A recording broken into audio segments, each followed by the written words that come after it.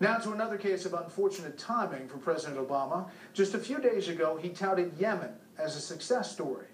Tonight, the country's president is warning of a civil war. Chief Washington correspondent James Rosen reports from the State Department. Gunfire outside Yemen's state-run television network reflects the violence that has gripped the capital, Sana'a, where Shiite rebels known as the Houthis and allied with Iran have seized control of the parliament, the central bank, and army headquarters. With the collapse of government forces, the American-backed prime minister has resigned, and Yemen's president has effectively ceded power to the rebels. What is happening is not pleasing God.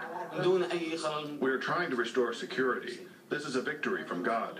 While the Houthis consider al-Qaeda an enemy, the overall picture in Yemen differs starkly from the portrait President Obama and his aides have painted. We have these kind of partnerships around the world, whether it's a place like Yemen, for example, where we've really helped them build their own capacity to do this, stood by them as we did. This strategy of taking out terrorists who threaten us while supporting partners on the front lines is one that we have successfully pursued in Yemen and Somalia for years. The president's top counterterrorism advisor, Lisa Monaco, telephoned Yemen's embattled president early Wednesday, emphasizing Washington's support for him and condemning the Houthi movement. Other senior Obama aides acknowledge Yemen remains troublesome, due in part to the residual strength of al-Qaeda in the Arabian Peninsula, or AQAP. Elements of the cells of that tumor have moved to places like the Arabian Peninsula, Yemen, parts of Africa, Somalia. James Sisko, a 23-year Marine Corps and Navy veteran with war zone experience in counterterrorism, says the Obama administration focused too heavily on AQAP in the south